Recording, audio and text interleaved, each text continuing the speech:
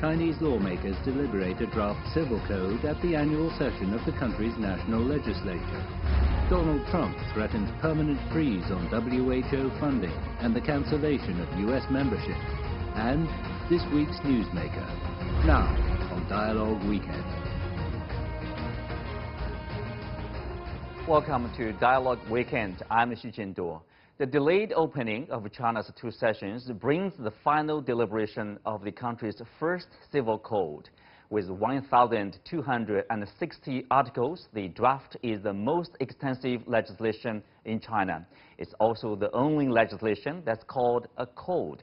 A civil code is seen as an encyclopedia of the lives of the people. In other words, the civil constitution of a modern society. So what's in the Chinese civil code and what are the key points people are paying attention to? Joining me to discuss it is He Jin, attorney at Anjie Law Firm. Welcome to our show, Mr. He. So China's lawmakers said the code is not about formulating a new civil law, but rather systematically integrating civil laws and regulations, modifying and improving them to adapt to new situations, while maintaining the consistency of existing laws. So they are being made to meet the needs of the new situations. So, Mr. He, what does new situations mean here? I think the new situation means a couple of things.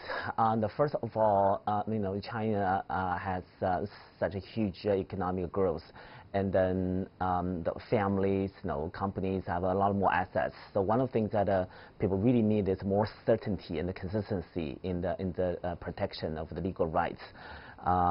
So we can say more about that later in terms of how to deal with the inconsistency between the current law. And another new situation is probably about the internet, with the big, the internet apps is everywhere. The bigger demand for protection of the privacy rights, of the personal rights, really demands a lot more legal changes or better protection of the personal rights. So that's probably the meaning of the new situation that the legislator is talking about. Mm-hmm. Well, that's a big picture of this new civil code. I mean, if to an individual Chinese, so what can him or her to expect out of this civil code? There are lots of things.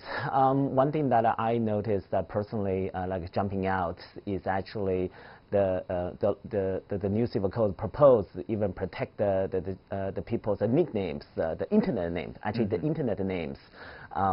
So actually even allow people to license their internet names. So we know that in China there's some that we call the Da V, right? The people really popular on the internet, on the social media. Now all those names are now officially protected under the new civil code. So that's one part. The other part that the people may expect is that how this new civil code might change, like the marriage laws and how people can make their wills. This are getting more and more important. Again, as people having more of assets in their life, how they can deal with, manage the wealth, how to make sure that the wealth can be passed along, for generations. This is all going to be dealt with in this new civil code. Indeed, this is the new situation, after 40 years of rapid development. Well, the draft of China's long-expected civil code was submitted to the annual session of the National People's Congress, the top legislature of the country, for final deliberation, as we said. So what are the articles you are keeping an eye on as a lawyer, let's say? One thing actually we really want to know is that in terms of the contract law, contract law is a part of the civil code. And one thing that the legislator proposed to get rid of is that the special clause that are currently in the law, which is that a contract can be invalidated if it turns out the person, for example, who are selling the house does not have the real ownership. Mm-hmm. If that's actually get rid of, that's arguably that give more certainty to transactions. But some people arguing that, this is gonna cause a lot of troubles because in China, lots of property, so the real ownership and the whoever is shown on the record are not necessarily consistent. So if this whole provision is removed, it may actually create more chaos. So we don't know actually. Both sides have their the valid arguments. One is the consistency and the transaction safety. The other one is more about the fairness. So this is one thing that I'm personally very interested in. Who really have the power, to invalidate the contract if the person actually is not a real owner? Well, the business practice. Another part interesting to a lot of people is, China incorporates personality rights provisions into an independent section of the code. So compare the Chinese practice to other countries. For example, there are either no personality rights or very few provisions on personality rights in the civil code. So what are these so-called personality rights?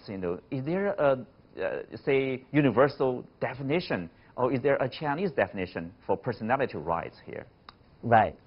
Personality rights, when we talk personality, that's really not the kind of personality we're talking about, right? The character, the normal way of being. When we talk about those rights, very close to who you are in life. For example, the right to names, and the right to your own honor, to integrity. And right now, actually, for this new civil code, they propose to protect the voice of rights, to protect the names you use to represent yourself on the internet, on the social media. And it's actually there's a special provision dealing with the deep fakes. Deep fakes is something that really just happened because of new technologies. Now, this is about a better protection of your right to your portrait, to your image. So all of things are very crucial to human beings. Mm-hmm. It seems to me like it's more really about your personal assets, your private assets, your name, your voice, your image. Is everything about what you have or who you are? Am I right? Yes. Yes, absolutely. It's about, a big part of this is actually your personal information rights. That's what we call privacy. In China, we right now for this new part, the personality rights, the whole chapter in the civil code, it's officially add more protection. Actually, officially established the legal basis of protecting citizens' the privacy. And it also gives you grant rights for people to not being harassed, not being disrupted by others. So this is not for the very first time, but this is provide a very high level or fundamental level of the legal basis to protect the personal rights. So what can we expect is that there may be more judicial interpretations, more specific regulations followed, and protect people's privacy. Mm-hmm. Just as you said, some of the most discussed topics, such as the stronger personal information protection, have also been written into the draft. Now, I want to talk more about this personal information, the protection of privacy, for example. In particular, at the time, we are continuing to fight this coronavirus here. Individuals, but not only in China, but also in many parts of the world, you give up some of your privacy, right, to the government in order to better contain the spread of the virus. So people are concerned about those personal information. Or after, when the global pandemic is gone, will my information come back to me? So what's your understanding of that?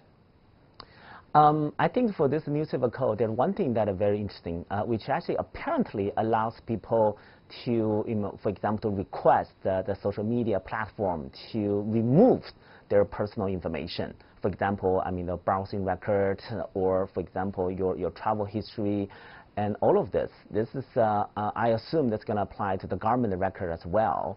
That will be the big step. For example, in Europe, right, people talk about right to be forgotten on the internet. Right. To some extent, that's actually very, very valid. I think more of our Chinese people want the same kind of thing, and you don't want all the information actually permanently, right, stored somewhere in the internet. Even though maybe before you agree to that, but at a certain time you definitely want to be forgotten from those information to not be saved.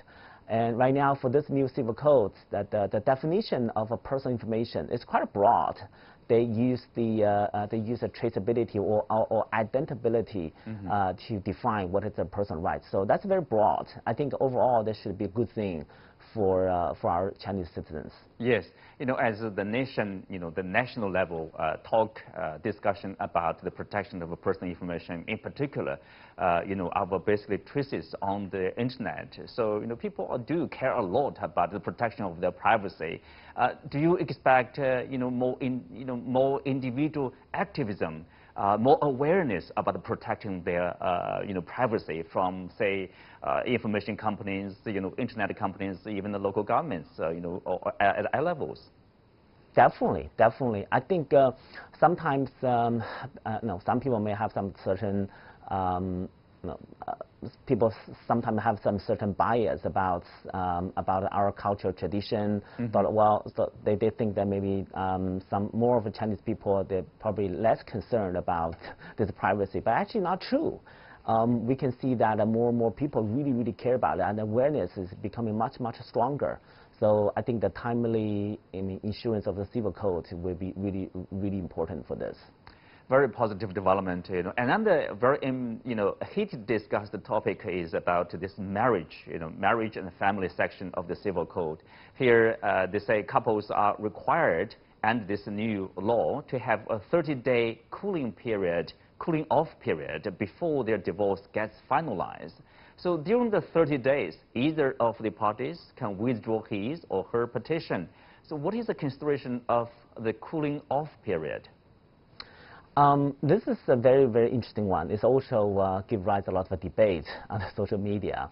The cooling off period apparently is a legislature's consideration to handle the so-called the very fast rising divorce rate in China. I think there's some data about maybe 9 million couples getting married every year, but also about 4 million couples that get divorced. So there is some kind of concern around that, and some people notice that some young couples that they made a quick decision about divorce after they have a big fight. So I think legislators are now hoping that this cooling off period may be useful for more like a rational decision on the marriage. But some people also are arguing that, hey, this seems to be like a little bit intrusive on the freedom, right, to get married or leave marriage. Right, to divorce immediately. So, but anyway, that's a lot of progress, to meet the real need of the people, the civil society. Thank you, Mr. He. So let's moving our attention to Washington here. At a time when the U.S. is yet to bring COVID-19 under control and the death toll of the country is rapidly approaching 100,000. So President Trump has written a letter to the World Health Organization threatening to withdraw U.S. membership of the WHO if the WHO fails to make what he calls necessary changes in a limited period of time. Trump says, quote, "If the organization does not commit to major substantive improvements within the next 30 days, I will make my temporary freeze of the U.S. funding to the WHO permanent and reconsider our membership in the organization." So are we seeing the U.S. following a pattern of pulling out of international organizations? Is it the right time to call for reform of the WHO now at the high point of ongoing prevention and control of the novel coronavirus? Joining me from Shenyang in northeastern part of China, in Mario Cavallo, CEO at the M Communications. He's also a non-resident senior fellow at the Center for China and Globalization. And from Sydney is Marcus Rubenstein, editor of APAC News. Welcome to the show, gentlemen.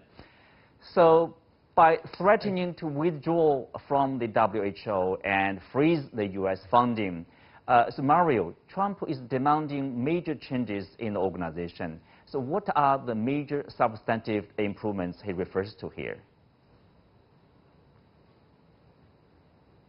Hello, Mario? Can you hear me? In terms of the major substantive improvements that, yes. Are we having an audio problem? Go ahead, please. In terms of the major substantive improvements that President Trump is suggesting, It's very hard to understand what major substantive improvements he's looking for, because he's just, in my opinion, and I've read every aspect of this for weeks and weeks, in my opinion, he's just upset that the WHO told the truth about how well China is doing in the situation from day one.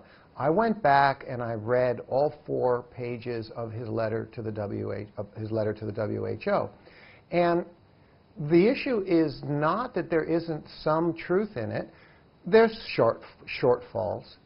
Any country would not, or any organization, wouldn't perfectly handle the situation of such an unknown crisis, you know, from an unknown virus. And China handled it better than we now obviously know the United States would have ever handled it in the very, very beginning. And WHO was right there watching. Dr. Bruce Aylward, he clearly stated, this is what we witnessed China doing. We admired it. We praised it. I'd rather be treated in China if I got this virus than anywhere else. I almost feel like this is a schoolyard bully just lashing out rather than asking for anything substantive. Because you notice he says, oh, substantial improvements. But, well, what does that even mean? The WHO, for the most part, did its job, followed its guidelines. It's very hard to understand this whole situation other than to be politics that it is. Mm-hmm. Well, Marcus, is what Mario has said, you know, the so-called, Trump called like an alarming lack of independence from China, the WHO, because of the praise or, you know, the nice words said by WHO about China's handling of the situation?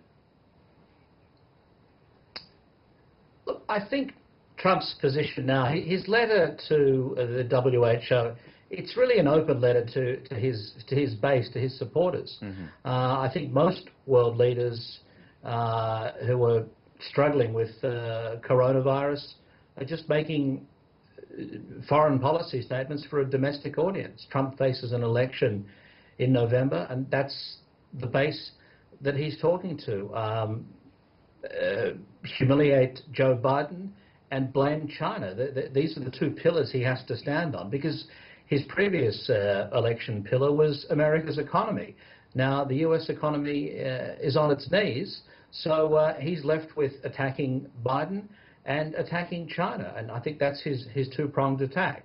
But with that being said, is there a real possibility that Mr. Trump might pull the United States out of the World Organization, Health Organization, just like what he did to say Paris Agreement, UNESCO, etc.?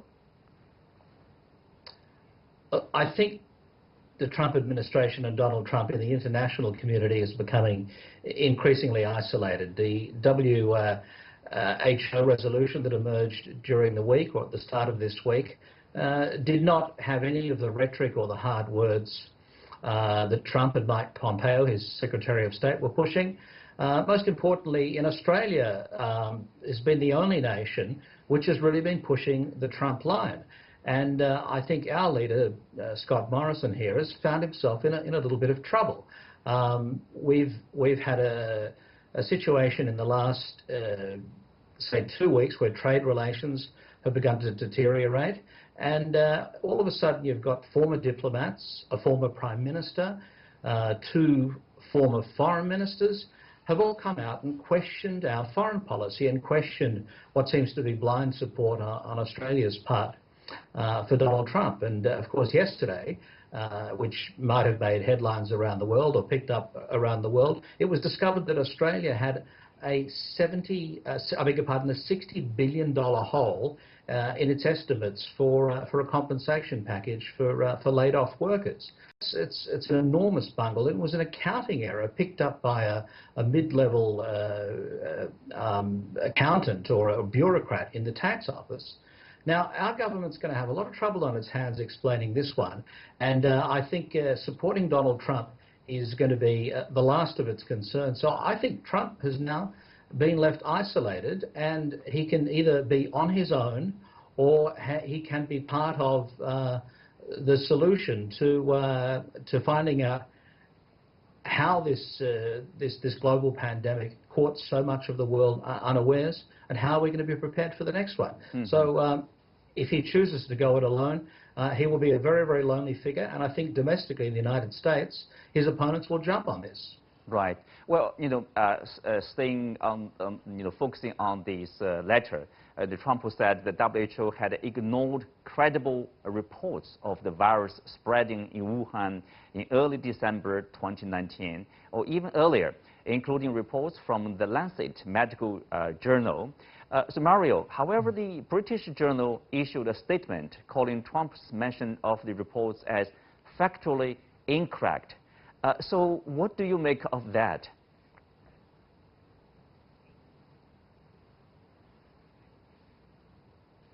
Yeah, Mario. In terms of that information being factually incorrect, as Lancet pointed out, in terms of how that information is factually incorrect, as how Lancet pointed out, I want to also point out how factually incorrect his statement that the WHO was ignoring earlier warnings that were apparently in Chinese social media in December. This makes no sense whatsoever, because we all know that, for example, the WHO and the US CDC and other international health officials were on the ground in China the third week of December. We know that on December 31st that the WHO and China announced, hey, we have a serious problem on the ground here. So to say earlier in December what was happening, they were ignoring it. They were ignoring it? No, they weren't ignoring it. They were investigating it. Right. That's what scientific bodies do. They were just doing their job, and they needed time to put together their thoughts. Right. On the key issue of a vaccine to fight the virus, Marcus, China and the U.S. are in the leading position to develop the new vaccine here. China has promised once the vaccine is available, it will be made a global public good to make it accessible and affordable to the developing countries.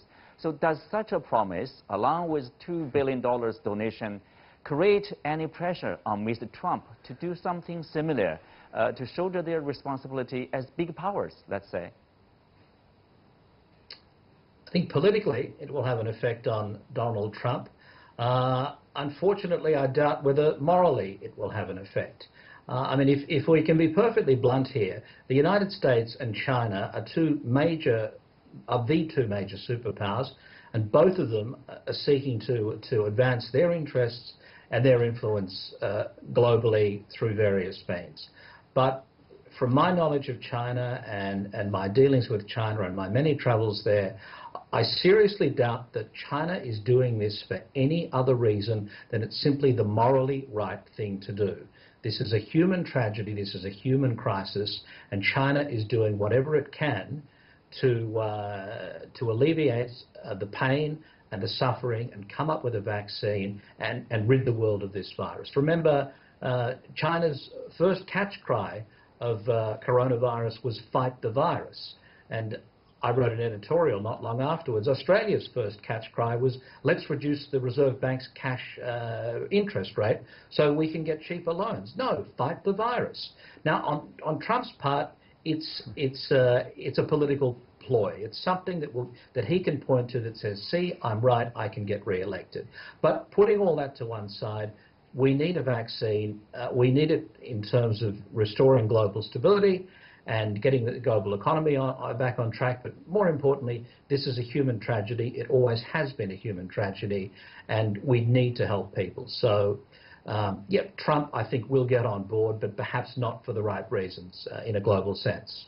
Well, let's leave it there on the Trump and the WHO relationship here, and take a look at this week's Newsmaker.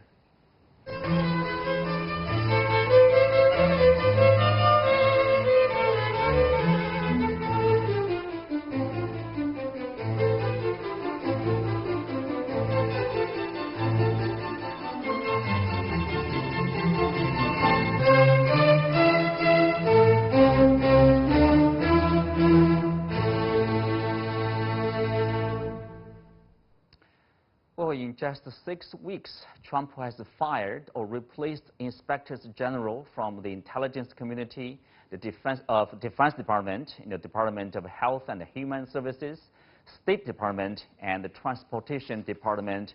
What's really going on as Trump fires government officials, one after the other?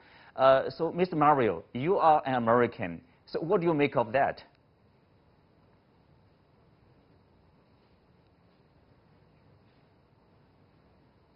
When I consider this situation, I want to point out something very important. It seems the trouble rolls downhill. I noticed that in the United States political situation, that we have the Democrats doing everything they can 24 hours a day to make Donald Trump's life miserable. There's a lot of Democrat holdovers, Obama holdovers, who are still in the Trump administration. I am actually empathetic. I'm conservative. So as a conservative, I actually feel supportive regarding a lot of the Trump administration platform, setting aside what we all might be thinking about his personality and his manner, but the Trump administrative platform. So I understand that the Democrats are attacking and doing everything they can to block him and block him and block him.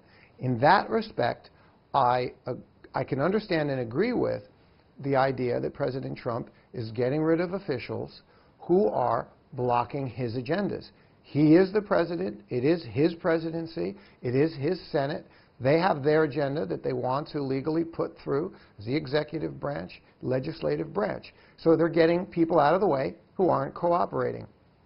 Good. Well, on the other hand, yes, as there's the president, also, we now see Mr. Trump he didn't does have Go the power, ahead. as long as any individual official lost his faith, right? He lost faith in any officials. But if you look at the situation in the U.S. State Department here, the Inspector General Steve Linick, and he has become the latest Inspector General fired by Mr. Trump. It's reported that Linick was investigating the misconduct or wrongdoings by Secretary of State Pompeo as well as Mr. Trump.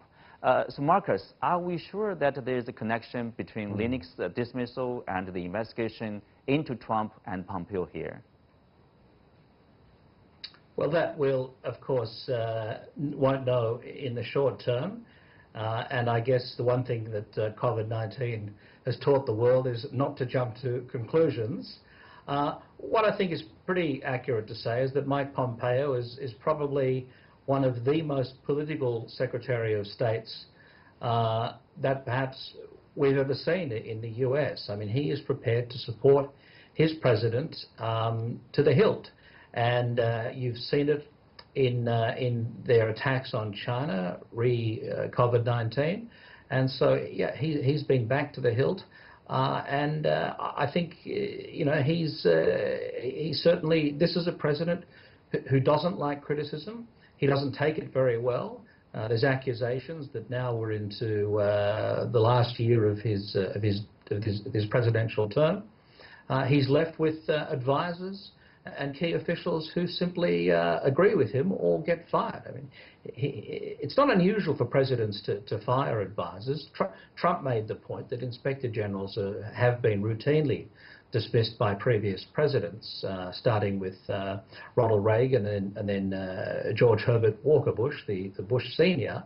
But they did it at the start of their term. Trump's doing it throughout his term.